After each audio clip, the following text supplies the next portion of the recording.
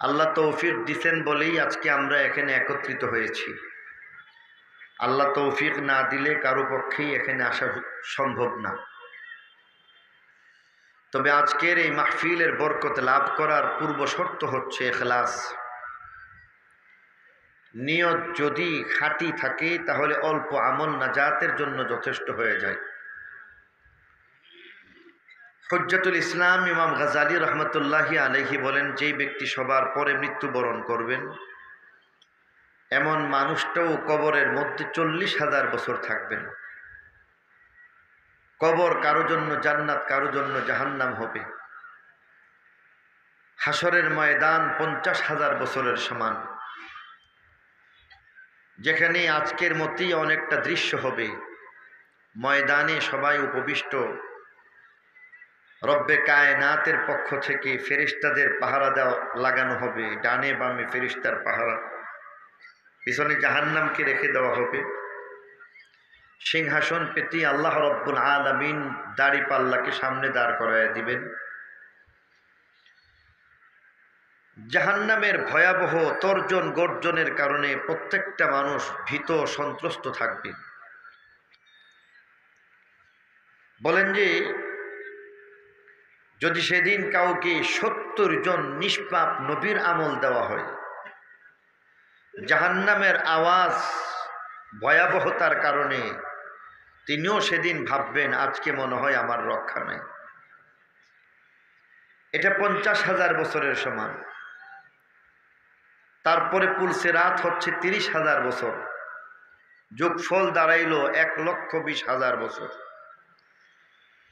ইখলাসের সাথে ছোট্ট থেকে ছোট্ট আমল যদি কেউ করে, ধরে নিন একবার সুবহানাল্লাহ বলা অথবা একবার আলহামদুলিল্লাহ বলা, রাস্তা থেকে কষ্টদায়ক কোনো বস্তুকে সরায় দেওয়া, এটা কি আল্লাহ রব্বুল আলামিন তার সেই খুদাই একটা যে ব্যাংক আছে সেখানের মধ্যে জমা রাখবেন।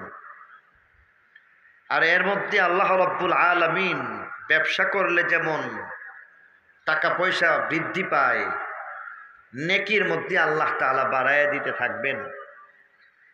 বলেন যে এই 1,20,000 বছরের পথটাকে দুনিয়ার মধ্যে ছোট্ট আমলের বদলা হিসাবে আল্লাহ তাআলা এত ছোট্ট আমল যে কলার সিলকা আপনি সরাইয়া দিছেন, আঙ্গুল দিয়া রাস্তা দেখাইয়া দিছেন, তার বদলা হিসেবে এই 1,20,000 বছরের পথটাকে এত ছোট বানাবেন যে একজন মুমিন ব্যক্তি 2 রাকাত ফজরের সুন্নত নামাজ পড়তে যতক্ষণ লাগে তার আগে আগে জান্নাতে পৌঁছে যাবে। তাহলে আজকে আমাকে আপনাকে কিছু কথা বলার আগে ইখলাস তথা আল্লাহ আল্লাহ রসুলের সন্তুষ্টির জন্য কিছু কথা বলবো, শুনবো, রাজি আছি ইনশাআল্লাহ। আমলের নিয়তে কথা যদি বলা যায়, শোনা যায়, তাহলে লাভ হয়। আজকাল বেশিরভাগ মাহফিলগুলিতে ইখলাস নাই। বলনেওয়ালা শুননেওয়ালা আমাদের সকলকে আল্লাহ তাআলা ইখলাস দান করুক, সবাই বলি আমিন।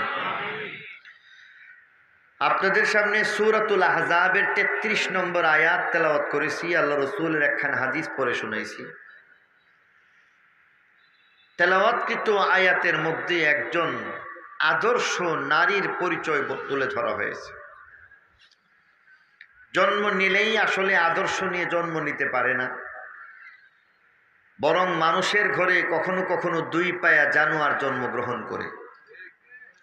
এই কারণে বলা হইতেছে যে মানুষ জন্মগ্রহণ করার পরও আবার মানুষ হওয়া লাগে, পুরুষ মানুষ হওয়া লাগে, নারী তারাও মানুষ হওয়া লাগে, সভ্য হওয়া লাগে, আদর্শবান হওয়া লাগে, নারীদেরকেও এমনই হওয়া লাগে। আজকের বিশেষ করে আলোচনায় একজন আদর্শ নারীর কথাই বলতে চাই, কারণ একজন নারীর দ্বারা যত বেশি দ্বীনের ক্ষতি হয় অপেক্ষাকৃত পুরুষের দ্বারা কম হয়ে যায়। দেখবেন নামাজের কাতার, উলামায়ে কেরাম এই কারণে বলেন সামনে হজ্জের মৌসুম আসতেছে। হজ্জের মৌসুমের মধ্যে উলামায়ে কেরাম বিশেষভাবে বলে থাকেন যে খানায়ে কাবা, সেখানের মধ্যেও মহিলারা কাবা শরীফের মধ্যে জামাতে নামাজ না পড়ে ঘরের মধ্যে যদি পড়ে এটাই উত্তম। কেননা সেখানে তার দ্বারা অনেক সময় ব্যতিক্রম হয়ে যায়। বলেন যে মাঝখানে হঠাৎ করে মাসআলা না জানার কারণে কোনো মহিলা দাঁড়িয়ে গেলেন, সেই দাঁড়িয়ে যাওয়ার কারণে দেখা যায় পার্শ্ববর্তী ডান পার্শ্বের একজন পুরুষ, বাম পার্শ্বের একজন পুরুষ, সামনের একজন পুরুষ, পিছনের একজন পুরুষ, এইভাবে যদি দাঁড়ায়া যায় তাহলে কমপক্ষে 4 জনের নামাজ নষ্ট হয়ে যায়। এই কারণে এখানে এই মাসআলাটাও অনেকেই হয়তো হজ্জে যাবেন, এই মাসআলা জানা উচিত। বিশেষ করে যারা সপরিবারে হজ্জে যাবেন, আপনারা মেয়েদেরকে যার যার হোটেল বা বাড়ির মধ্যেই নামাজের ব্যবস্থা করবেন, সেখানে যাওয়ার দরকার নাই। একান্ত যদি সেখানে যেতেই হয় তাহলে সুনির্দিষ্ট যেই সমস্ত জায়গায় মহিলাদের নামাজের ব্যবস্থা আছে সেখানেই কেবল নামাজ পড়ার ব্যবস্থা করবেন। উপমা হিসেবে যেই কথাটা বলতে চাচ্ছিলাম, দ্বীনের ক্ষতি করার দিক থেকে অনেক ক্ষেত্রেই দেখা যায় পুরুষের চাইতে নারীদের দ্বারা দ্বীনের ক্ষতি, মাসলা মাসাইলের মধ্যে, ইবাদত বন্দেগীতে সব দিক থেকে ক্ষতি বেশি হয়ে যায়। একজন আদর্শ পুরুষ যেমন দরকার, একজন আদর্শ নারীর তেমনই দরকার। আর তাই আজকে আমি আপনাদের সামনে একজন আদর্শ নারীর গুণাবলী বর্ণনা করতে চাই। তেলাওয়াতকৃত আয়াতের মধ্যে আল্লাহ রাব্বুল আলামিন একজন আদর্শ নারীর পরিচয় তুলে ধরেছেন। মোটামুটিভাবে আপনাদের সামনে সেই কথাগুলি বলতে বলতে আশা করি সুনির্দিষ্ট সময়ের ভিতরে সময় আমার আলোচনা শেষ হয়ে যাবে। হযরত মাওলানা হাবিবুল্লাহ মাহমুদ কাসিমি সাহেব দামাত বারাকাতুহুম, তিনি হয়তো কাছাকাছি চলে আসছেন। আদর্শ নারী 1 নম্বর পরিচয় আল্লাহ তুলে ধরতেছেন, কারনা ফি বুয়ুতিকুন্না, যাদেরকে বলে দেওয়া হয়েছে যে তোমরা তোমাদের ঘরেই থাকো। অর্থাৎ একজন আদর্শ নারীর গুণ হবে সে ঘরে যেন থাকে, ঘরে থাকাটাই তার কাজ। একজন আদর্শ নারী যদি বাহিরে যায় তাহলে এটা তার আদর্শের গুণ কিছুই রইল না। এজন্য বলতেছে যে আদর্শ নারী আল্লাহ তাআলা তার জন্য আলাদা করে ঠিকানা নির্দিষ্ট করে দিয়েছেন, ক্ষেত্র নির্দিষ্ট করে দিয়েছেন। পুরুষ পুরুষের মতো কাজ করবে, নারী নারীর মতো কাজ করবে। পুরুষকে থাকতে হবে ঘরের বাইরে, হাটে বাজারে, দেশে প্রবাসে। আর নারীদেরকে অবশ্যই ঘরে থেকে থেকে অনেক দায়িত্ব পালন করা লাগে। যদি বলা হয় কেবল পুরুষ, সংসার টিকবে না, অথবা যদি বলা হয় কেবল নারী, তার দ্বারাও সংসার রক্ষা হবে না। নারী পুরুষ মিলে মিশে যখন একটা সংসার পরিচালনা করা হয় তখন সুন্দর থেকে সুন্দরতর হয়ে যায়। এই কারণে পুরুষের ক্ষেত্র অন্য জায়গায় ভিন্নভাবে বলা হয়েছে, আর এখানে নারীর যে আদর্শ গুণ হবে সর্বপ্রথম তার ক্ষেত্র বর্ণনা করা হয়েছে, নারীকে ঘরে থাকতে হবে। আর এই কারণে আল্লাহ এখানে একটা কথা বলে দিয়েছেন, 5টা গুণের 1 নম্বর ঘরে থাকো। ঘরে থেকে থেকে নারীদেরকে অনেক দায়িত্ব পালন করতে হয়। আর বলেন যে এই দায়িত্ব কখনই নারী তার থেকে গুটিয়ে রাখতে পারে না, তাহলে আসলে সংসার টিকবে না। এজন্য বলতেছে যে নারী সংসারের মধ্যে অনেক অনেক গুরুত্বপূর্ণ কাজ করতে হবে। প্রথমত সংসারে যদি থাকতে হয় তাহলে অবশ্যই তাকে সৎভাবে থাকতে হবে। এখানে থাকলে পর্দা পর্দার মধ্যে হয়ে যায়, পর্দার মধ্যে থাকতেছে, নিজের ইজ্জত হেফাজত করবে। আর আমি যদি বলি যেই কথাগুলি আল্লাহ রাব্বুল আলামিন এই গুণের আওতায় এনেছেন, আদর্শ নারীর গুণের আওতায় রেখেছেন, এটা খুবই যৌক্তিক এবং খুবই দরকারি জিনিস। কারণ একজন নারী ঘরের মধ্যে থেকে থেকে যেসব দায়িত্ব পালন করবে তন্মধ্য হইতে প্রথমত হচ্ছে সেই নারীকে ঘরে থেকে থেকে নিজের ইজ্জতের হেফাজত করা, পর্দার মধ্যে থাকা। ঘরের মধ্যে থেকে থেকে একজন নারী যে দায়িত্ব পালন করবে তার মধ্যে রয়েছে অন্যতম দায়িত্ব, একজন মহিলা সাংসারিক হয়ে যেতে হবে। পুরুষ বাইরে থেকে সম্পদ অর্জন করবে, দেশ অথবা বিদেশ থেকে ব্যবসা বাণিজ্য, হাটে বন্দরে, যেখানে যে যেইভাবে পারে হালাল উপার্জন করবে, আর তা নারীর কাছে, একজন মহিলা তার কাছে যখন রেখে দিবে, এটা নিরাপদ, হেফাজত হয়ে যাবে।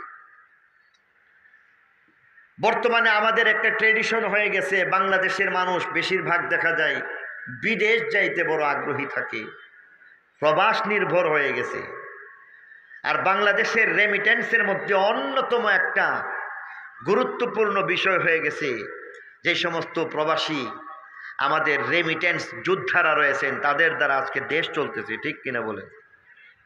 তাহলে তিনি যদি বিদেশ থাকেন, টাকা পয়সা যখন দেশে পাঠাইবে, তখন যিনি দ্বিতীয় দায়িত্ব পালনকারী সেই নারী, আমার ইমানদার মা বোনেরা, ঘরের মধ্যে থেকে থেকে সাংসারিক হয়েই স্বামীর সেই সকল সম্পদকে হেফাজত করা লাগে।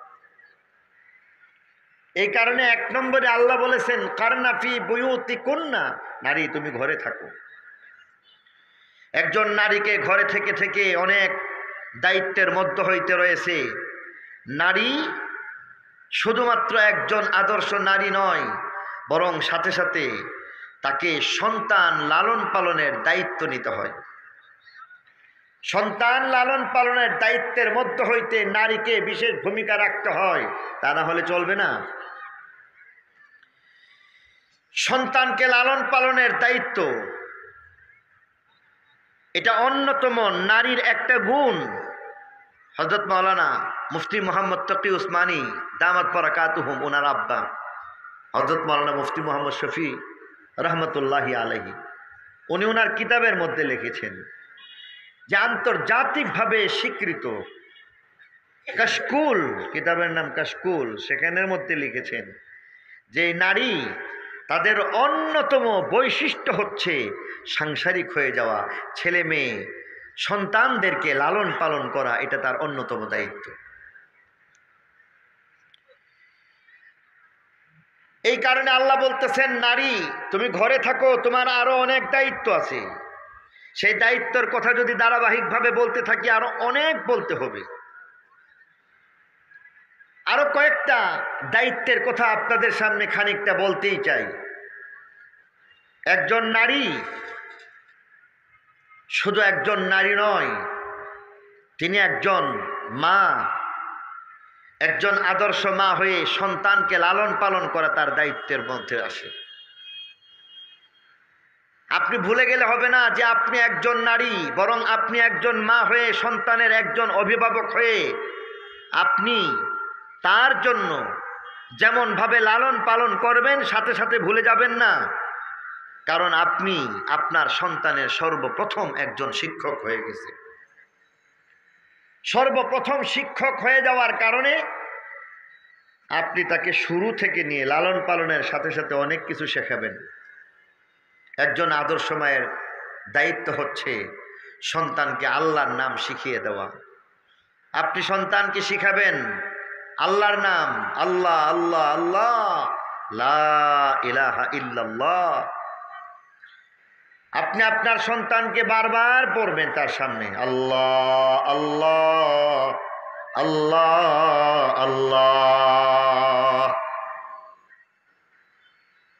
এইভাবে আল্লাহ আল্লাহ বলাটা শিখাবেন, কালিমা শরীফ শিখাবেন।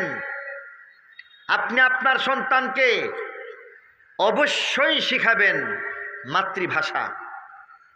আজকে নববর্ষ, বাংলা সন, এই বাংলা সনের প্রথম দিন।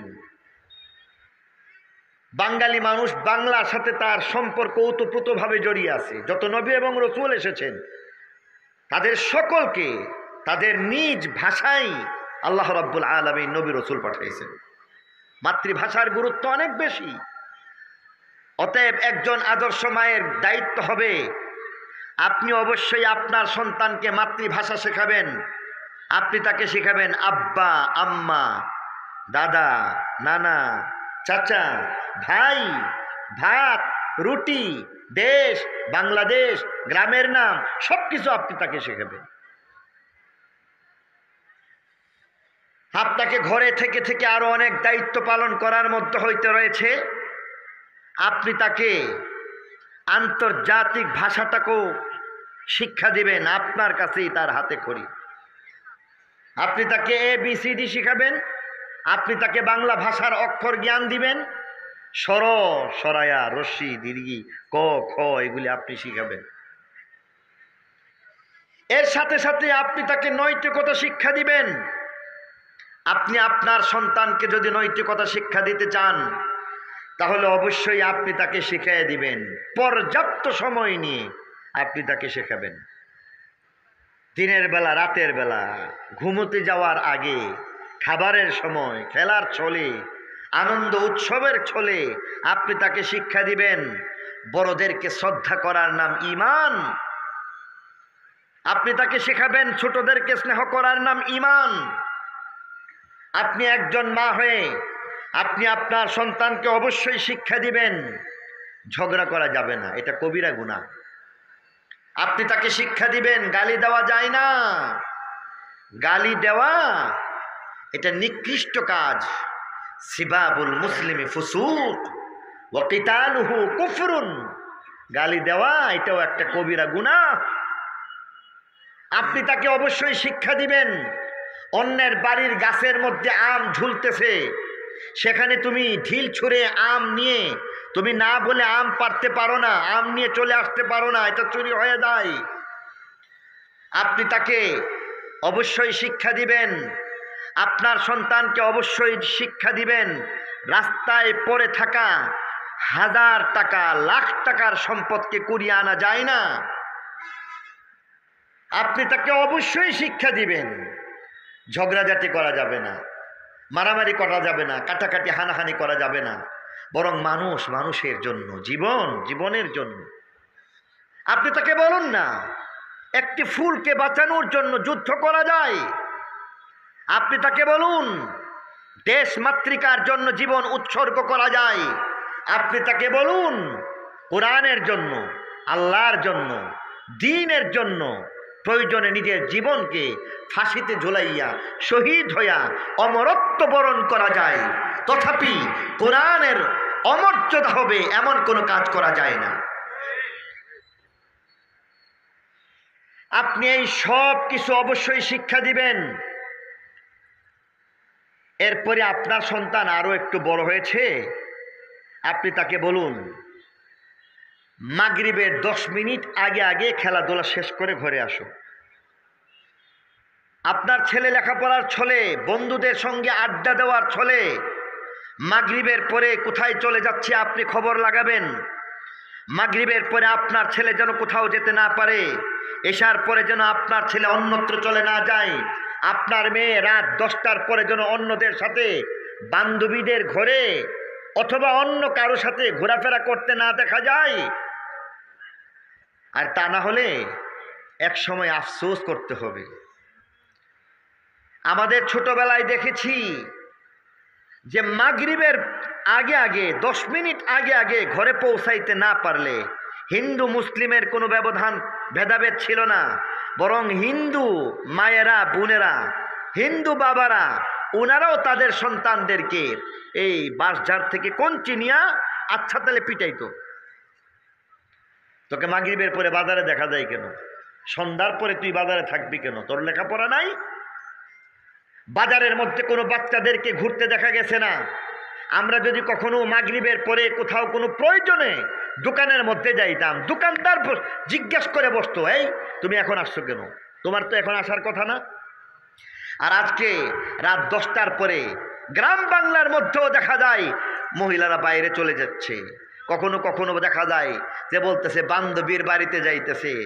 আর যুবক শ্রেণী, বাচ্চা বাচ্চা পর্যায়ের যারা আছে তারা তো এমনও দেখা যায় রাত্রে 10টার পরে মোবাইল ফোন নিয়ে একেবারে ক্ষেতের আইলের মধ্যে বসে বসে রাত 3টা পর্যন্ত সময় পার করতেছে। ঠিক কিনা জোরে বলে? এরপরে কয়দিন পরে কান্নাকাটি করে যে হুজুর দোয়া করবেন, ছেলেটা বেলাইনে হয়ে গেছে। ঢাকার মধ্যে এমন ঘটনা। এক সময় দীর্ঘ প্রায় 1 যুগ পর্যন্ত মালিবাগ জামিয়াতে দায়িত্ব পালন করেছিলাম, জুমার নামাজ পড়িয়েছিলাম। তো একদিন বড় কোনো একজন কর্মকর্তা তিনি আমার জন্য 2-2.5 ঘন্টা পর্যন্ত অপেক্ষা করে শেষমেশ সাক্ষাৎ করে দরজা বন্ধ করে পায়ের মধ্যে জড়ায় ধরছেন আর বলতেছেন যে হুজুর আমার জন্য আল্লাহর হস্তে দোয়া করে দিন। আমি বললাম আপনার জন্য দোয়া করব, আপনি মুরব্বী, আপনি কান্নাকাটি করতেছেন কেন, বিষয়টা খুলে বলেন। বলেন যে হুজুর, ঢাকা শহরের মধ্যে 5টা বাড়ি ছিল আমার, সারা জীবনের অর্জন 5টা বাড়ি ছিল, একটা ছেলে আর একটা মেয়ে, মেয়েটা ডাক্তার ফাইনাল ইয়ারে রয়েছে, আর ছেলেটা নষ্ট হয়ে গেছে এডিক্টেড।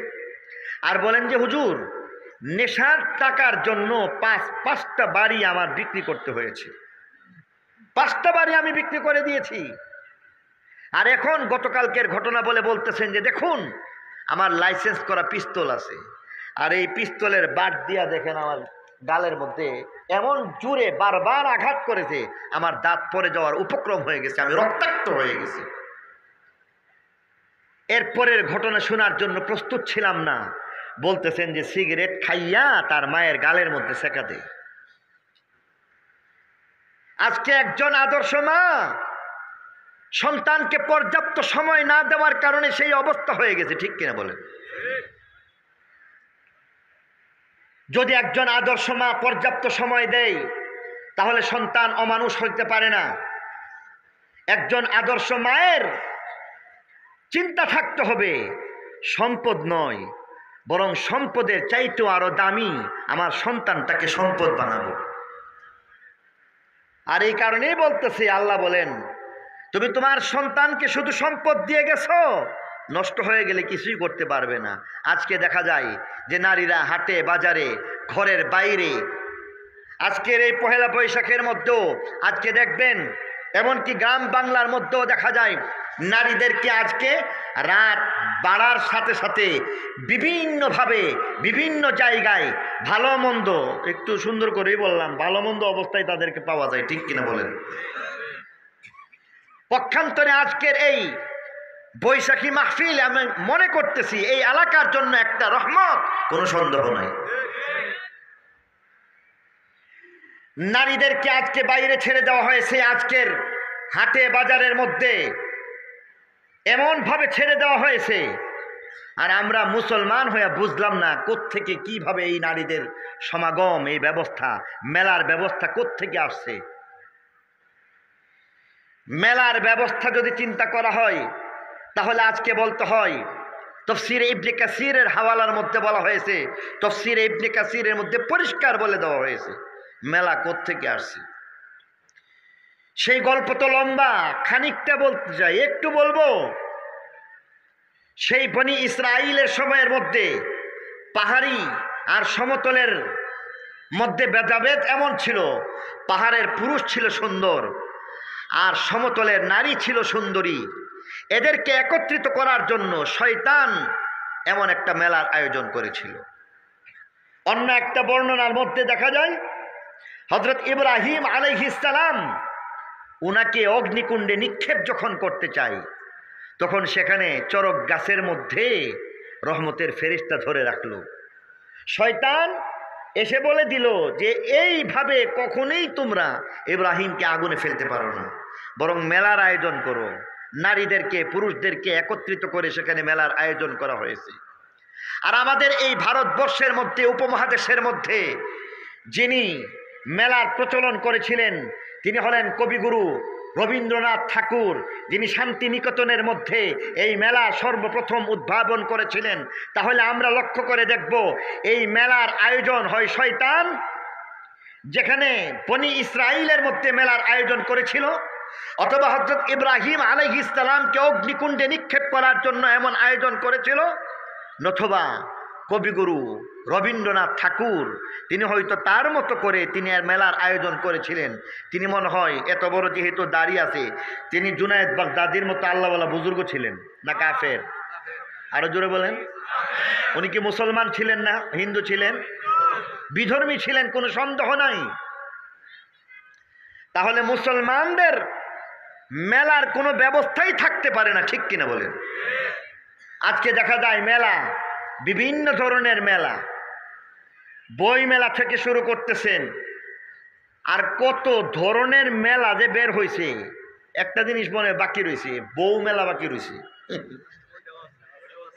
ওইটাও আছে, বউ মেলাও আছে। লা হাওলা ওয়ালা কুওয়াতা ইল্লা। তাহলে যেখানের মধ্যে মুসলমানদের অস্তিত্বের মধ্যে আঘাত হানে এমন মেলা মুসলমান সমাজের মধ্যে গ্রহণযোগ্য না, ঠিক কিনা বলে? বলছিলাম নারী ঘরে থাকবে, আর এই পর্যায়ে হয়তোবা আপনাদের কাছে কেউ কেউ হয়তো আপত্তিও তুলতে পারেন যে আপনারা মৌলবীরা তো এই জন্যেই যে কেবল নারীদেরকে পর্দার মধ্যে প্যাকেট করে একেবারে ভিতরে ঘরবন্দি করে এমনভাবে রাখবেন যে এরা প্রগতির জন্য, শিক্ষার জন্য পৃথিবীটাকে দুই চোখ মেলে তাকাবে, দেখবে, এমন সুযোগটুকু আপনারা দেন না। এই প্রশ্ন আসতেই পারে, এর উত্তরও দিয়ে দেওয়া উচিত। ইসলাম নারীদেরকে ঘরবন্দি করতে রাখতে চায় না, বরং শর্ত সাপেক্ষে বাইরে বের হতে দেয়। যেখানে প্রয়োজন সেখানের মধ্যে নারী ঘর থেকে বের হবে শর্ত সাপেক্ষে, নাকি নিঃশর্ত? কথা বলেন। শর্ত আছে। পর্দার মাধ্যমে আপনার প্রয়োজন, আপনি বাইরে যাবেন, অসুবিধা নাই। আপনি আপনার দিন ধর্মটাকে ঠিক রেখে বাইরে যাবেন, কোনো অসুবিধা নাই। আপনাকে বাইরে যেতে কে বাধা দিয়েছে? আপনি একজন কবি, আপনি একজন ডাক্তার, আপনি একজন ইঞ্জিনিয়ার, আপনি একজন নারী নেত্রী, ইসলাম বাধা দিবে না। তবে শর্ত আছে। আপনাদেরকে এখানে আমি একটু একদম লেটেস্ট একটা তথ্য যদি বলতে চাই, বাংলাদেশের মধ্যে 64 জেলার মধ্যে 7 জন জেলা প্রশাসক এমন রয়েছেন যারা নারী। বাংলাদেশের সব কয়টা উপজেলা হিসাব করলে 131 জন নারী ইউএনও রয়েছেন। বাংলাদেশের প্রেক্ষাপটে বর্তমানে সচিব পর্যায়ের মধ্যে 11 জন সচিব রয়েছেন, যিনি নারী সচিব রয়েছেন। তাহলে নারী সচিব হলো মাত্র 11 জন, নারী ডিসি হলো 7 জন, নারী ইউএনও হলো 131 জন। এই যদি হিসাব হয়ে থাকে তাহলে আমরা দেখছি 20 কোটি জনগণের মধ্যে হইতে অর্ধেক যদি বাদ দেওয়া হয় তাহলে 10 কোটি হয়, ধরে নিলাম। তো 10 কোটি মহিলার মধ্যে, 10 কোটি নারীর মধ্যে হইতে সবাই এমন প্রত্যেকেই ডিসি হয়ে গেছে? আপনাদের কি ধারণা? 10 কোটি মহিলার মধ্যে প্রত্যেকেই সচিব হয়ে গেছে? আমার মেহরবানি করে উত্তরটা দিলে খুশি হব। আপনারা আওয়াজ দিয়ে উত্তর দিবেন। 10 কোটি মহিলার মধ্যে সকলেই কি ইউএনও হয়ে গেছে? 10 কোটি মহিলার মধ্যে হইতে সকলেই ডাক্তার হয়ে গেছে? সকলেই ইঞ্জিনিয়ার হয়ে গেছে? তাহলে ইসলাম কি বলে? ইসলাম বলে যেখানে প্রয়োজন সেখানে একজন ডাক্তার লাগবে। বর্তমান শিক্ষার হার যদি চিন্তা করি তাহলে দেখব বাংলাদেশের প্রেক্ষাপটে 10,000 মহিলার মধ্যে একজন ডাক্তার পাওয়া কঠিন, ঠিক কিনা বলেন? তাহলে ইসলাম বলে 10,000 মহিলার মধ্যে একজন ডাক্তার অবশ্যই লাগবে। প্রথম শর্ত, সে তার পর্দা রক্ষা করবে। দ্বিতীয় শর্ত, তার দিন ধর্ম কোরআন এবং হাদিস মোতাবেক, অর্থাৎ এক কথায় বললে আল্লাহর হুকুম নবীর তরিকা মতো যেইভাবে ঘর থেকে বের হতে বলবে নারী, ঠিক সেইভাবে প্রথমত primary, high school, college level শেষ করে মেডিকেল পড়ে পর্দা রক্ষা করে 10,000 মহিলার মধ্যে একজন ডাক্তার হবে। ইসলাম উৎসাহ যোগায়। 10,000 মহিলার মধ্যে একজন ইঞ্জিনিয়ার লাগবে নারী, ইসলাম উৎসাহ প্রদান করতেছে যে তুমি 10,000-এর মধ্যে হইতে একজন ইঞ্জিনিয়ার দরকার, তুমি ইঞ্জিনিয়ার হয়ে যাও, শর্ত সাপেক্ষে, নাকি নিঃশর্ত? 10,000-এর মধ্যে একজন হয়তোবা নারী নেত্রীও লাগবে, ইসলাম বলতেছে যে তুমি শর্ত মেনে নারী নেত্রী হয়ে যাও। 10,000-এর মধ্যে হইতে যদি একজন অধ্যাপিকার প্রয়োজন হয়, ইসলাম বলে তুমি অধ্যাপিকা হয়ে যাও, তুমি একজন রাজনীতিবিদ হয়ে যাও, তুমি একজন ডিসি হয়ে যাও, তুমি একজন এসপি হয়ে যাও, তুমি একজন মেজর জেনারেল হয়ে যাও, তুমি একজন সামরিক, একজন বিশিষ্ট একজন কমান্ডার হয়ে যাও, তুমি একজন নৌবাহিনীর কোনো একজন বড় পদস্থ কর্মকর্তা হয়ে যাও। নারী তোমাকে শর্ত সাপেক্ষে প্রয়োজনের খাতিরে ইসলাম উৎসাহ যোগায়। তবে সবাই কি এখানে ঘর থেকে বের হবে? তাহলে 10,000-এর মধ্যে হইতে একজন ডাক্তার, ইসলাম বলে একজন, দুইজন, 5জন ডাক্তার লাগলে ডাক্তার হয়ে দাও। বাকি 5জন ছাড়া সকল নারী তারা কি বাইরে যাবে না ঘরে থাকবে? 10,000-এর মধ্যে 5জন 10জন ধরে নিলাম, এরা হয়ে যাচ্ছে এক একজন ইঞ্জিনিয়ার। ও আপনারা ইঞ্জিনিয়ার হয়ে থাকুন, শর্ত সাপেক্ষে আপনারা আপনাদের দায়িত্ব পালন করুন, লেখাপড়া করবেন, অসুবিধা নাই, কিন্তু বাকিদেরকে ঘরে থাকতে হবে। ঠিক কিনা বলেন? তাহলে ইসলাম বাধা দিচ্ছে কোথায়? আমি যদি আপনাদেরকে সেই সাহাবী যুগের ঘটনা বলতে চাই তাহলে একে একে অনেক কথা বলা যায়। একটা কথা বলেই ফেলি। খলিফা হযরত উমর ইবনুল খাত্তাব রাদিয়াল্লাহু তাআলা আনহু, হযরত উমর ইবনুল খাত্তাব রাদিয়াল্লাহু তাআলা আনহু, ওনার সময়ের মধ্যে মদিনা শরীফের মধ্যে একজন নারী উপদেষ্টা ছিলেন। হযরত উমরের মতো ব্যক্তি একজন নারী উপদেষ্টা নিয়োগ দিয়েছিলেন। সেই নারী উপদেষ্টা যিনি মার্কেটিং থেকে নিয়ে বাজার নিয়ন্ত্রণ থেকে সব কিছু তার পরামর্শ চলত। হযরত উমর সেখানের মধ্যে উসমানকে গ্রহণ করেন নাই, হযরত আলী রাদিয়াল্লাহু তাআলা আনহুকে গ্রহণ করেন নাই, আর শিফা বিনতে আব্দুল্লাহ রাদিয়াল্লাহু তাআলা আনহা, হযরত শিফা বিনতে আব্দুল্লাহ রাদিয়াল্লাহু তাআলা আনহা, ওনাকে সকল পুরুষ সাহাবীদের ঊর্ধ্বে নারী উপদেষ্টা হিসেবে হযরত উমরের মতো ব্যক্তি গ্রহণ করেছিলেন। তার পরামর্শে পরবর্তীতে মক্কা শরীফের মধ্যে আরেকজন নারী উপদেষ্টা সেখানে গ্রহণ করা হয়েছিল। আপনারা বাদশাহ হারুনুর রশিদের গল্প শুনেছেন। বাদশাহ হারুনুর রশিদের কথা আপনারা অনেকেই হয়তো জানেন। তার বিবির নাম ছিল জুবাইদা। বর্তমান মক্কা শরীফের মধ্যে যারা গিয়েছেন হজ্জে, উমরাতে অথবা এমনিতেই গেছেন, হাত উঠান। কে কে মক্কা শরীফে গেছেন? সবাই হাত উঠাইছেন? যারা যারা গেছেন একটু দেখান, আল্লাহরা দেখায় দেন। আপনারা যারা হজ উমরার মধ্যে গেছেন সেখানে গেলে দেখবেন জিয়ারা, মক্কা শরীফের মধ্যে জিয়ারা বা ভিজিটের মধ্যে নিয়ে যায়, বিভিন্ন দর্শনীয় স্থানে নিয়ে যায়।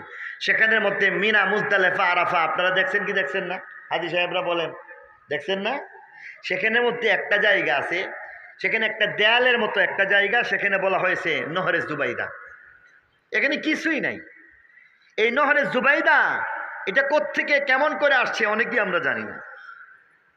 এটা হলো বাদশাহ হারুনের পত্নী জুবাইদা যখন সেখানের মধ্যে গেলেন, সেখানে যাওয়ার পরে তখন তাকে বলা হইল, তিনি দেখলেন সেখানে হাজিদের পানির সংকট।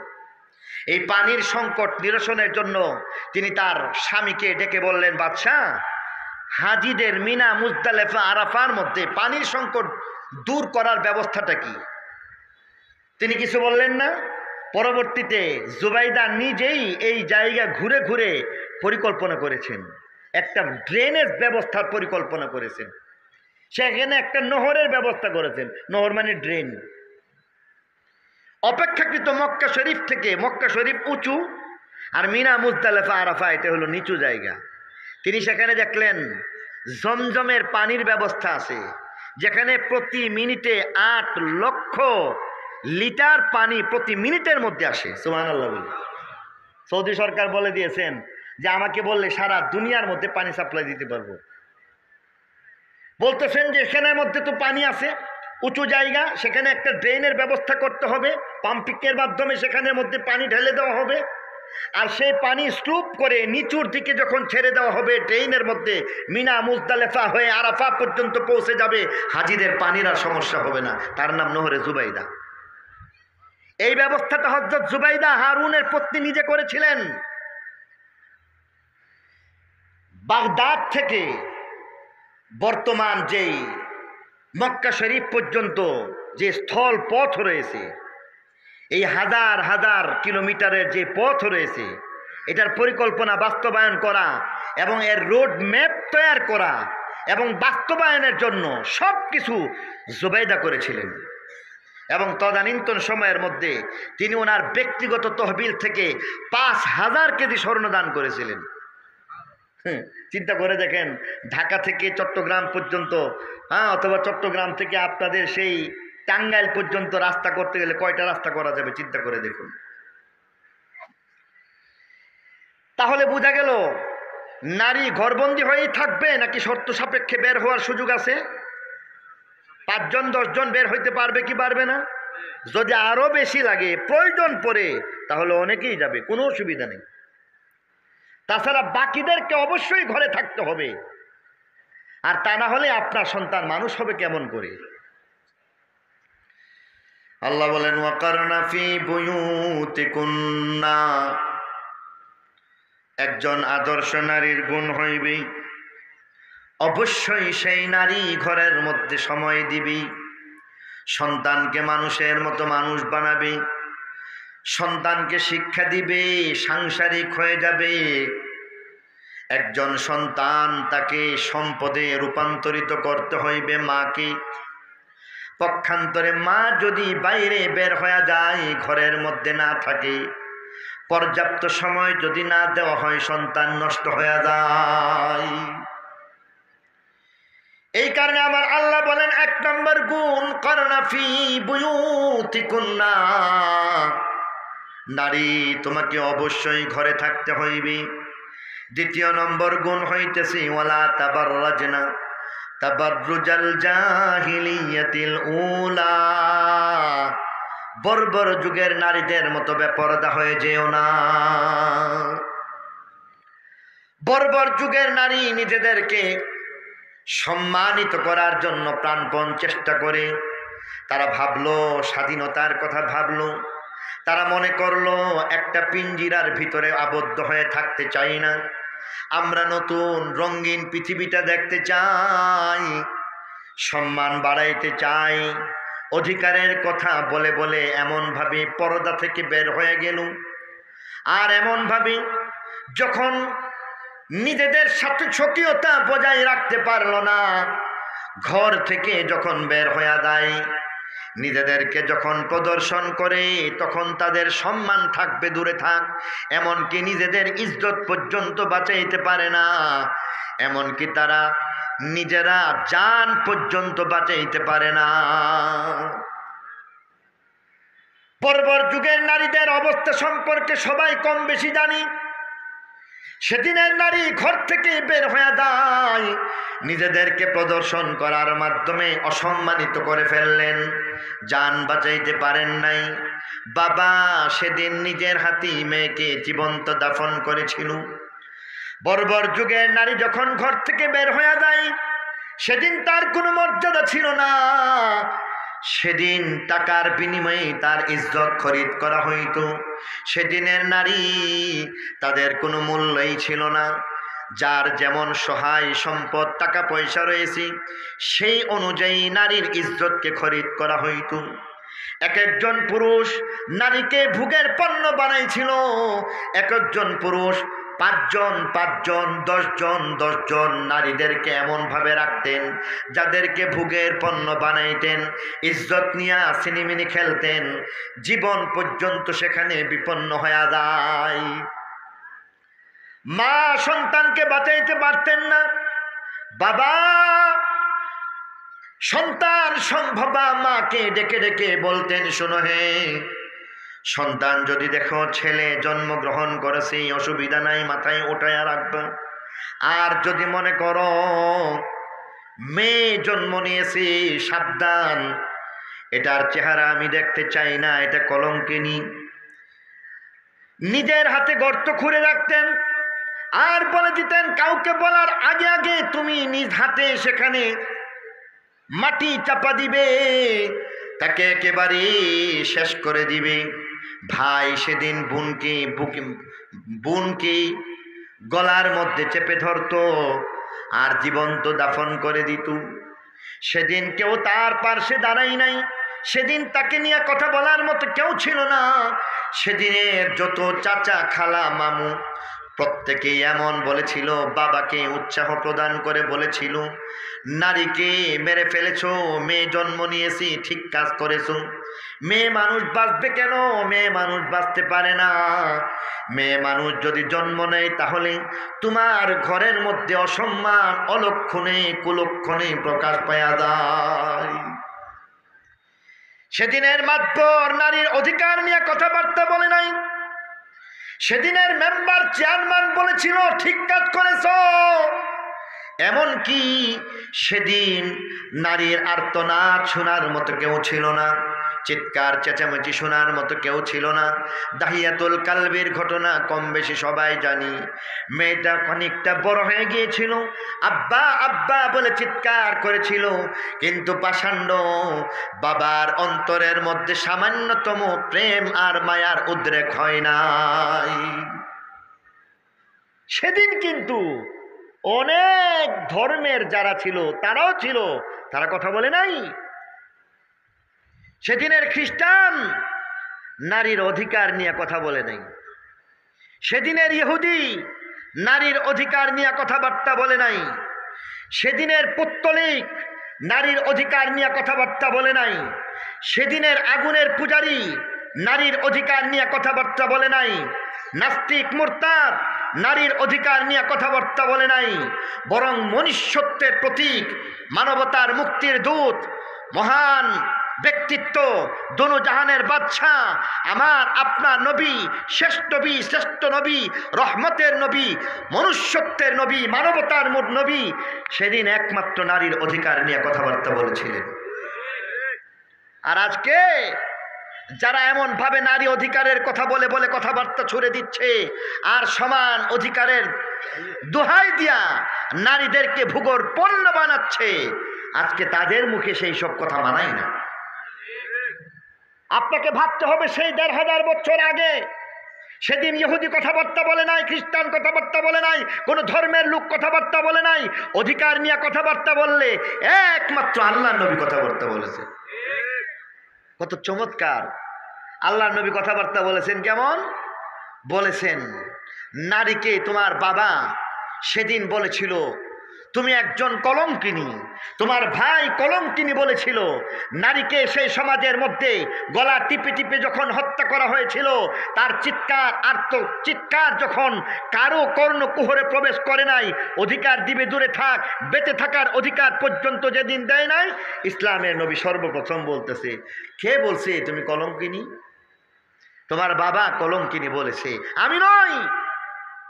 রহমতের নবী হইয়া আমি তোমাদের জন্য মুক্তির দূত হয়ে চলে আসছি। আমি তোমার অধিকার প্রতিষ্ঠিত করতে এসেছি। আমি আখলাকের কথা বলছি, আমি আদর্শের কথা বলছি। আর আজকে নবীর আদর্শ আখলাক বাদ দিয়া আজকে তাদের পথে ছুটছ নারী। আল্লাহর নবী সেদিন দাঁড়ায় গেলেন। আল্লাহর নবী দাঁড়ায় এক পর্যায়ে বলতে শুরু করলেন, নারী তুমি কলঙ্কিনী নও। হইতে পারে তোমার বাবার কাছে তুমি কলঙ্কিনী, সমাজ তোমাকে বেঁচে থাকতে দিবে না, অন্য কোনো ধর্ম তোমাকে বেঁচে থাকতে দিচ্ছে না, কিন্তু আমি নয়, বরং আমি তোমাকে বাঁচিয়ে রাখার জন্য আসছি। আমি তোমার মাথা উন্নত করার জন্য এসেছি। আমি তোমাকে চির উন্নতম মশির করে তুলেছি। আমি তোমার অধিকার সুপ্রতিষ্ঠিত করলাম, সম্মান বাড়ায় দিলাম।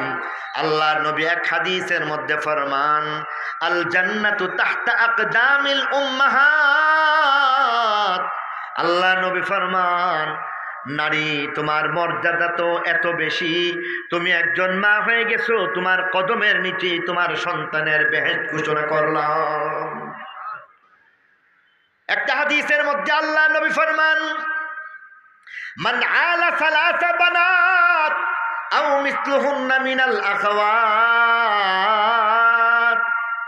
যেই ব্যক্তি বাবা হইয়া 3টা মেয়েকে লালন পালন করে, অথবা যেই ব্যক্তি ভাই হইয়া 3টা বোনকে লালন পালন করলো, লেখাপড়া শিখাইল, পাত্রস্থ করে দিল, আল্লাহ নবী ফরমান এমন বাবার জন্য ভাইয়ের জন্য জান্নাত ওয়াজিব হয়ে যায়।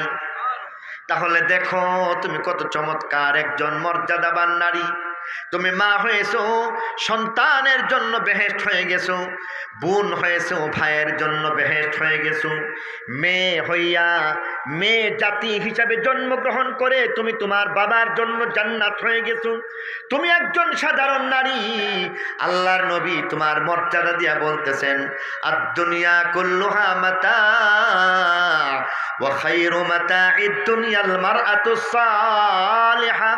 দুনিয়ার সব সম্পদকে যদি মিজানের পাল্লার মধ্যে রাখো, 7 আসমান 7 জমিনকে যদি মিজানের পাল্লায় রেখে দাও, গ্রহ তারা নক্ষত্র গ্যালাক্সি গুচ্ছকে যদি মিজানের পাল্লায় রেখে দাও, জান্নাত জাহান্নাম আরশ কুরসি লৌহ কলমকে সেখানের মধ্যে রাখো, আরেক পাল্লার মধ্যে তুমি একজন ইমানদার নারী সেই পাল্লার মধ্যে রেখে দিলে, আল্লাহ নবী ফরমান তোমার মর্যাদা পৃথিবীর দ্বারা হয় না, তোমার মর্যাদা 7 আসমানের দ্বারা হয় না, তোমার মর্যাদা 7 জমিনের দ্বারা হয় না, তোমার মর্যাদা জান্নাত জাহান্নামের দ্বারা হয় না, তোমার মর্যাদা তো এত বেশি, মহান আল্লাহর আরশের চাইতেও একজন ইমানদার নারীর দাম বেশি।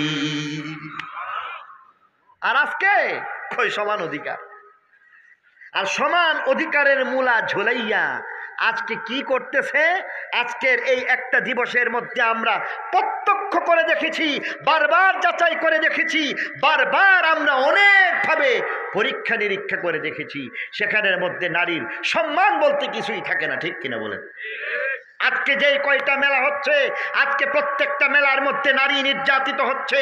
আজকে যেই বই মেলার কথা বলা হচ্ছে, নারী সেখানের মধ্যে ইজ্জত নিয়ে ফিরে আসতে পারতেছে না। আজকে যেখানের মধ্যে মার্কেটের মধ্যে যাচ্ছে, নারী সেখানে নিরাপদ থাকতে পারতেছে না। অফিসের মধ্যে আজকে নারী নিরাপদ নয়, বাড়ির মধ্যেও নারী নিরাপদ নয়, মার্কেটের মধ্যে নিরাপদ নয়, হাটে বাজারে নিরাপদ নয়, স্কুলের মধ্যে নিরাপদ নয়, এমনকি মাস্টারদের কাছে পর্যন্ত, শিক্ষকের কাছে পর্যন্ত নারী নিরাপদ নয়। ঠিক কিনা জোরে বলে? আজকে বারবার আমরা দেখতেছি যে সমান অধিকারের দোহাই দিয়া নারীদেরকে ঘর থেকে বের করেছে, মেলায় নিয়ে ছেড়ে দিচ্ছে, নারীদেরকে ঘর থেকে বের করছে, ফ্যাক্টরির মধ্যে ছেড়ে দিচ্ছে, নারীদেরকে ঘর থেকে বের করেছে, রাস্তার মধ্যে ছেড়ে দিচ্ছে। আজকে সমান অধিকারের ধ্বজাধারী এই সমস্ত নাস্তিক মুরতাদ তারা তাদের সর্বনাশ করতেছে। শুধু সর্বনাশ নয়, আজকে ইজ্জত হরণ করার পরে বেওয়ারিশ লাশ বানাইয়া রাস্তায় ফেলে রাখছে। ঠিক কিনা জোরে বলে? নিরাপত্তা দিতে না পারলে কে বলেছে নারীদেরকে ঘর থেকে বের করো? তুমি যদি নারীদেরকে নিরাপত্তা দিতে নাই বা পারো, তাহলে ঘর থেকে বের করলা কেন? কিন্তু কোথায় কি বলবো, সারা অঙ্গে ব্যথা, ঔষধ দিব কোথা? নারী বুঝলো না তার সমস্যাটা কোথায়, কে তার আপন কে তার পর, সেটাই চিনল না। আজকে আমরা কোত্থেকে কেমন করে আমরা আসতেছি, আজকে মেলার নামে ঘর থেকে বের হয়ে গেলাম, আজকে নববর্ষের আনন্দের নামে ঘর থেকে বের হয়ে গেলাম। আজকেই দেখবেন, আগামীকালকের পত্রিকাতে আমি অনেকটা আস্থার সাথে বলতে পারি, আগামীকালকের পত্রিকা খুলে দেখবেন কোথাও নারী ধর্ষণের শিকার হচ্ছে, কোথাও নারী অপহরণের শিকার হচ্ছে, কোথাও নারী ইফটিজিংয়ের শিকার হচ্ছে। এমনভাবে প্রতিনিয়ত প্রত্যেকটা বারের মধ্যে, প্রত্যেকটা মেলার মধ্যে নারীর ইজ্জত নিয়ে হুলি খেলা হচ্ছে, সম্ভ্রম নিয়ে ছিনিমিনি খেলা হচ্ছে। অতএব এই সমস্ত নারী যাদেরকে ইসলাম সর্বোচ্চ সম্মান দিচ্ছে, মুসলমানদেরকে এই ছায়াতলে না আসলে শান্তি কোনোদিন পাইতে পারে না। ঠিক কিনা বলেন? শান্তিকে আমরা চাই, আসলেই চাই? তাহলে শান্তি চাইলে আমাকে আপনাকে ঘরের মধ্যে থাকতে হবে। আর যদি বাইরে বের হয়ে যায়, আল্লাহ রসুল ফরমান 2 প্রকারের এমন আছে যাদের অবস্থা আমি দেখি নাই। সিনফান মিন আহলিন নার বলা হয়েছে, এক প্রকারের নারীর কথা বলা হয়েছে, ওয়া নিসাউন কাসিয়াতুন আরিয়াত। এমন এক প্রকারের নারী থাকবে যারা থাকবে এমন কাপড় পরিহিত অবস্থায় বিবস্ত্র থাকবে, বেপরদা থাকবে, কাপড় পরিধান করার পরেও তাদের সতর ঢাকা হবে না, এমন অবস্থা সৃষ্টি যখন হয়ে যায়, ইবনে মাজার রিওয়ায়াতের মধ্যে বলে দেওয়া হয়েছে একটার পরে একটা বিপদ আসে। লাম তাযহারিল ফাহিশাতু ফি কওমিন কাত্তু হাত্তা ইউলিনু বিহা ইল্লা ফাশা ফীহিমুত তাউন ওয়াল আওজা আল্লাতী লাম তাকুন ফি আসলাফিহিমুল্লাযীনা মাদাউ। আল্লাহ নবী ফরমান, লাম তাযহারিল ফাহিশাতু ফি কওমিন কাত্তু হাত্তা ইউলিনু বিহা। যেই সমাজের মধ্যে প্রকাশ্যে অশ্লীলতা চলতে থাকবে, সেই সমাজের মধ্যে বিপদ আসবে কমপক্ষে 2টা। 1 নম্বর বিপদের নাম মহামারী, 2 নম্বর বিপদের নাম নতুন নতুন রোগ বালাই মুসিবত দিয়া দিবেন আমার আল্লাহ। বর্তমান সমাজের মধ্যে নারী যেমন ভাবে অশ্লীল হয়ে গেছে, পুরুষ তেমনই অশ্লীল হয়ে গেছে। অশ্লীলতার সৈলাব শুধু শহরের মধ্যে নয়, গ্রামে, বাংলার বা গ্রামের মধ্যে আনাচে কানাচে এমন ভাবে অশ্লীলতা সৈলাব হয়ে গেছে, যার কারণে আল্লাহ নবী সত্য কথা বলে দিয়ে গেছেন। সত্যায়িত নবী সত্য কথা বলে দিয়ে গেছেন। নবী বলেন 1 নম্বর বিপদের নাম মহামারী। 2019 সনের মধ্যে করোনা মহামারী দিয়া সারা বিশ্বকেই আমার আল্লাহ অচল করে দেখায় দিলেন।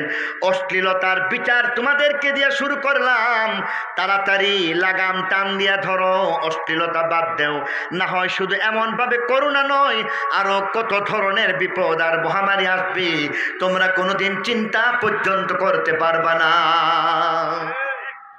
মহামারী পাইছেন নাকি পান নাই? এই অশ্লীলতার বিচার আল্লাহ করতেছেন।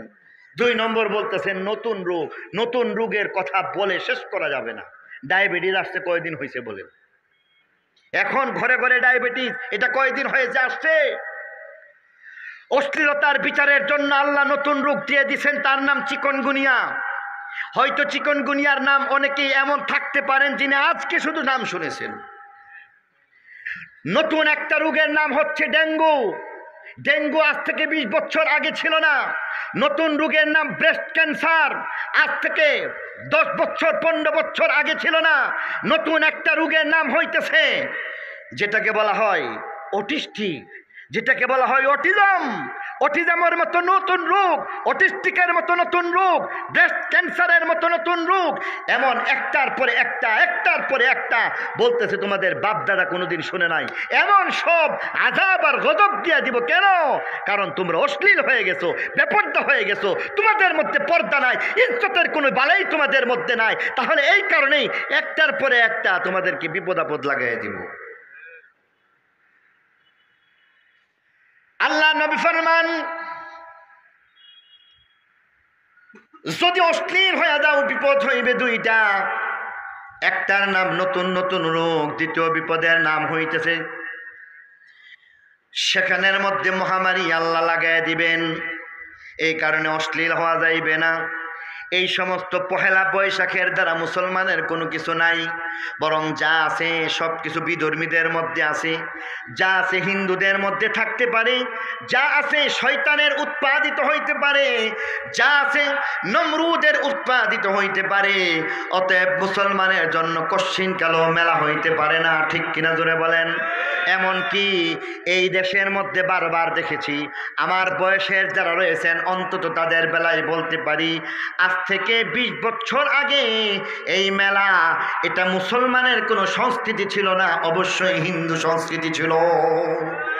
এটা হিন্দুদের সংস্কৃতি ছিল। পেঁচা, এটা কখন মুসলমানের সংস্কৃতি হইতে পারে? মঙ্গল শোভাযাত্রা, এটা কোন সময় মুসলমানের একটা সংস্কৃতি হইতে পারে? নাচানাচি, গান বাদ্য, কখন এটা মুসলমানের সংস্কৃতি হইতে পারে? এটা শয়তানের সৃষ্ট, নাস্তিক মুরতাদদের সৃষ্ট।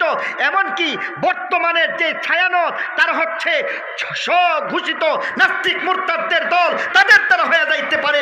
অতএব মুসলমান এই নাস্তিক মুরতাদদের আবিষ্কৃত এই পহেলা নববর্ষের মেলা কশ্চিৎকালও মুসলমানের দেশের মধ্যে মানতে পারে না। আর তা না হইলে আযাবের জন্য রেডি হয়ে থাকেন। আযাব আর কত দেখবেন? আযাব আর কত দেখবেন? 16 বছর পর্যন্ত আযাব আর গজব দেখেছেন, একটার পরে একটা আযাব আর গজব দেখেছেন। এবার আল্লাহ রাব্বুল আলামিন দয়া করেছেন, সতর্ক হওয়ার সময় হয়ে গেছে। তা না হইলে আবার কখন কি হয় বলা যায় না। বাংলাদেশের মধ্যে তারা বিগত সরকার যেভাবে ঝেঁকে বসেছিল, কেউ কোনোদিন চিন্তা করছিল যে অন্তত আগামী 30 বছর 2040 সন পর্যন্ত এদেরকে আর নামানো যাইব? কেউ চিন্তা করছিল?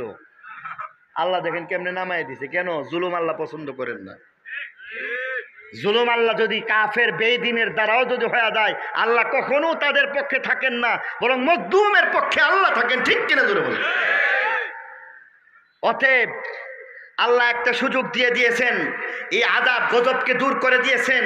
আবার আমরা যেন একটার পরে একটা গুনাহ করে করে আবার এই সকল আযাব গজবকে যেন দাওয়াত দিয়ে না আসি। আমার আল্লাহ বলেন, ওয়াকারনা ফি বুয়ুতিকুন্না। 1 নম্বর নারীর গুণ হইবে, নারী থাকবে ঘরে।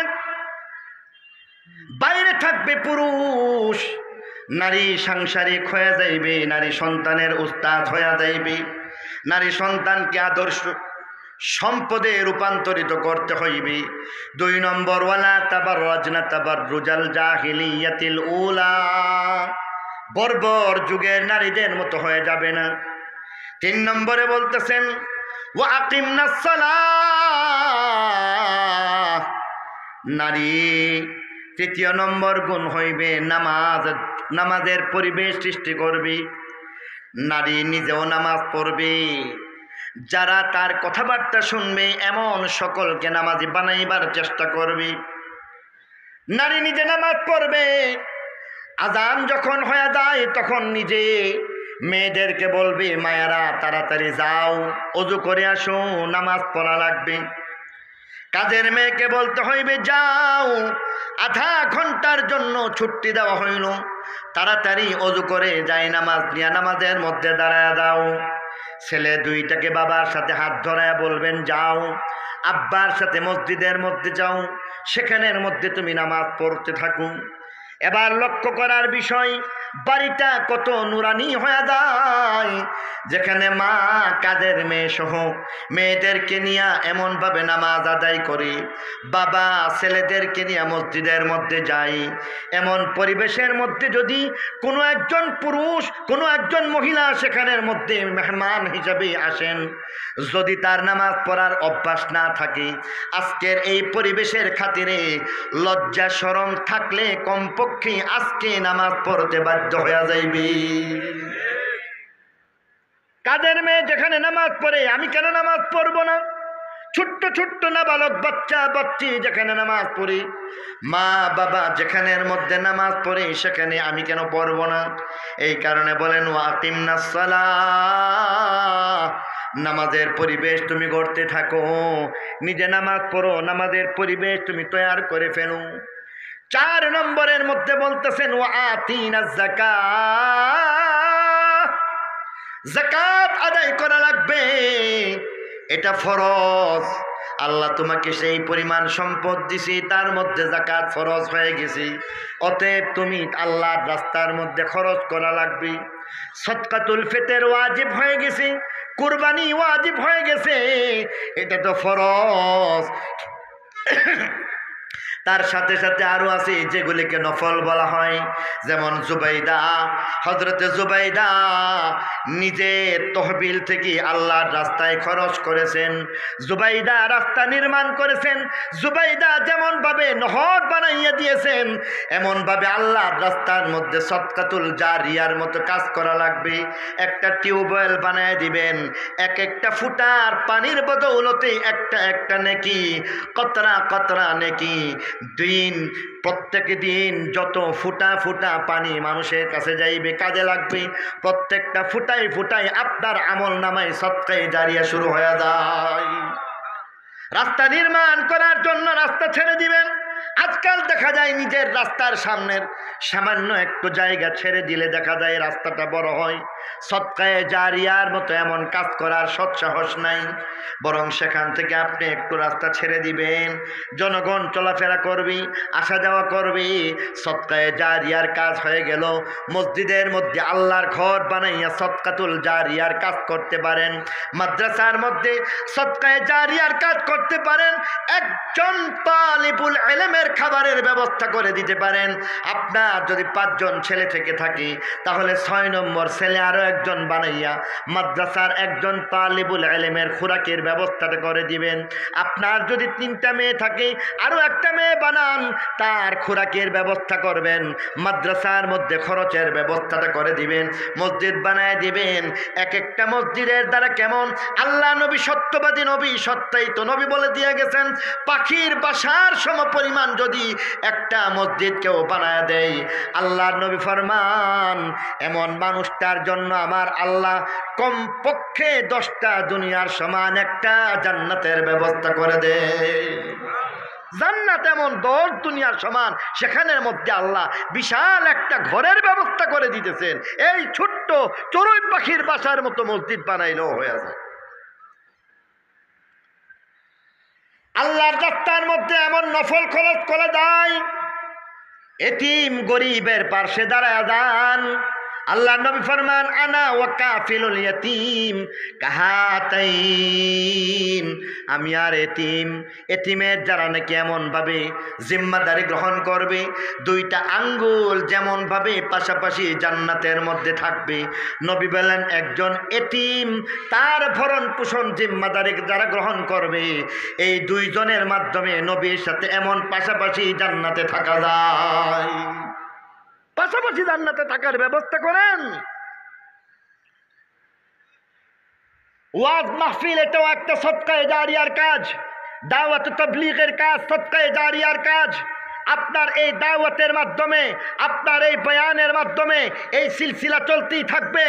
একটা কথাও যদি আরেকজনের কাছে পৌঁছায় দেওয়া যায়, আল্লাহ নবী ফরমান এটা এমন হয়ে গেল সদকায়ে জারিয়া, এর সওয়াব ঘরে বসে বসে কেউ পাইতে থাকবে। এর সওয়াব কেমন বলেন? যে উলামায়ে কেরাম আগে বাড়ে কেমনি, উলামায়ে কেরামের মর্যাদাটা বাড়ে কেমন করে? এইভাবেই বেড়ে যায়। মেরে মুহতারাম দোস্ত বুজুর্গ, আমি আমার বয়ানের শেষ পর্যায়ে চলে আসছি। কয়টা গুণ গেল বোঝা গেল? ধন্যবাদ আপনাদেরকে, মুবারকবাদ। অনেকে আছে বয়ান শুনে কিন্তু কি বলে এটা আর শোনার শেখার চেষ্টা করে না। একজন আদর্শ নারীর গুণ হবে কয়টা? 4টা না 5টা? আরো জোরে বলতে হবে। একজন আদর্শ নারীর গুণ হবে 5টা। 5টা গুণ হবে। কয়টা গেছে? 4টা গেছে। আর একটা বলে বয়ান শেষ, হুজুরা এসে পড়ছে। বলেন আলহামদুলিল্লাহ। 5 নম্বর গুণ হইতেছে ওয়া আকিমনাস সালাতা ওয়া আতিনাজ যাকাহ। প্রত্যেকটা কাজের মধ্যে আল্লাহর হুকুম নবীর তরিকা। প্রত্যেকটা কাজে আল্লাহর হুকুম নবীর তরিকা আছে না নাই? এটা মৌলিক একটা কথা বলে দেওয়া হয়েছে। তাহলে এই 5টা গুণ শুধুমাত্র শুনলে হবে না, মনে রাখতে হবে, ঘরে মুযাকারা করতে হবে, আমল করতে হবে। 1 নম্বর, নারী ঘরে না বাইরে? আরো জোরে বলতে হবে, ঘরে না বাইরে? পুরুষ থাকবে ঘরে না বাইরে? সাবধান, পুরুষ আবার শুধু ঘরে থাকলে হবে না, আবার নারী ঘরেই থাকবে, তবে মাঝে মধ্যে প্রয়োজনে যাইতে পারে নাকি পারে না? একেবারে হ্যাঁ, শর্ত সাপেক্ষে। শর্ত সাপেক্ষে পারে নাকি পারে না? শর্তটা কি? পর্দা না বেপর্দা? দিন রক্ষা করে না দিন নষ্ট করে? দিন রক্ষা করে নারী বাইরে যেতে পারে নাকি পারে না? অবশ্যই পারে। তাহলে 1 নম্বর, নারীর ঠিকানা হবে বাড়ি। 2 নম্বর, পর্দা নাকি বেপর্দা? 2 নম্বর, নারী পর্দা রক্ষা করবে। মডেল বানায়েন না, মডেল বানাইয়া নিজের ইজ্জতকে সস্তায় বিক্রি করবেন না। আচ্ছা, মনে থাকলে বলুন তো দেখি, নারীর মর্যাদা 7 আসমানের সমান? আর জোরে বলেন, 7 জমিনের সমান? নারীর মর্যাদা জান্নাতের সমান না আল্লাহর আরশের চাইতেও দামি? কথা বলেন, মেহরবানি করে বলেন, নারীর মর্যাদা আল্লাহর আরশের চাইতেও দামি না কম দাম? আরো জোরে বলতে হবে, দামি না কম দাম? আর দুনিয়া কুল্লুহা মাতা ওয়া খায়রু মাতা'আদ দুনিয়াল মারআতুস সালিহা। তাহলে নারী পর্দায় না বেপর্দায়? পর্দার মাধ্যমেই তার ইজ্জতের হেফাজত হয়ে যায়। পর্দাই একমাত্র নারীর ইজ্জতের গ্যারান্টি দিতে পারে, ঠিক কিনা বলুন? 3 নম্বর, যেখানে তার কথা চলে সে নামাজের পরিবেশ সৃষ্টি করবে। আবদার যদি স্বামীর কাছে চলে, স্বামী বেনামাজি হইলে তার হাতে ধইরা যদি বলে যে অবশ্যই তুমি নামাজ পড়তে হবে, না হয় কিন্তু আমি রাজি না, খুশি না, স্বামী তার কথা শুনবে, ঠিক কিনা বলেন? 4 নম্বর, আল্লাহ রাস্তায় দান করবে। যাকাত ফরজ, সদকায়ে ফিতর ওয়াজিব, কুরবানি ওয়াজিব, হজের সময় হইলে হজও করবে, এটাও শর্ত সাপেক্ষে ওয়াজিব। 5 নম্বর, প্রত্যেক কাজের মধ্যে আল্লাহর হুকুম নবীর তরিকা। মনে থাকবে? আরেকবার বলে বয়ান শেষ করতেছি। নারী 1 নম্বর গুণ হইবে, থাকবে ঘরে। 2 নম্বর, পর্দা। 3 নম্বর, নামাজের পরিবেশ সৃষ্টি করবে, নামাজ নিজেও পড়বে, পড়ানোর ব্যবস্থা করবে। 4 নম্বর, দান খায়রাত করবে। 5 নম্বর, প্রত্যেক কাজে আল্লাহর হুকুম নবীর তরিকা। এমন নারীর সম্পর্কে আল্লাহ রসুল ফরমান, সব কিছুকে এক পাল্লায় রাখো, আল্লাহর আরশকেও এক পাল্লায় রাখো। নারী, ইমানদার নারীর দাম আল্লাহর আরশের চাইতেও দামি। বৈশাখী মেলার মধ্যে যারা যাইতেছে তারা কি এই মর্যাদা পায়? এরা তো ওইখানের মধ্যেই তাদের ইজ্জত পায় না তালাশ করে। বই মেলার মধ্যে যারা যায় তারা কি সেই মর্যাদা পায়? তাদের ইজ্জত বাঁচায় আসতে পারে না, ঠিক কিনা বলেন? টেইলারের কাছে গেলে ইজ্জত বাঁচাইতে পারে না, অফিসে গেলে ইজ্জত বাঁচাইতে পারে না, স্কুলে গেলে ইজ্জত বাঁচাইতে পারে না। ইজ্জত বাঁচাইবার একমাত্র ব্যবস্থা আল্লাহর হুকুম, নবীর তরিকা, ঠিক কিনা বলেন? আসুন কথাগুলি বুঝি, মানি, আমল করার চেষ্টা করি। আল্লাহ তাআলা আমাদের সকলকে তৌফিক দান করুন। সুবহান রাব্বিকা রব্বিল ইজ্জাতি আম্মা ইয়াসিফুন ওয়া সালামুন আলাল মুরসালিন ওয়ালহামদুলিল্লাহি রাব্বিল আলামিন। আসসালামু আলাইকুম ওয়া রাহমাতুল্লাহি ওয়া বারাকাতুহু।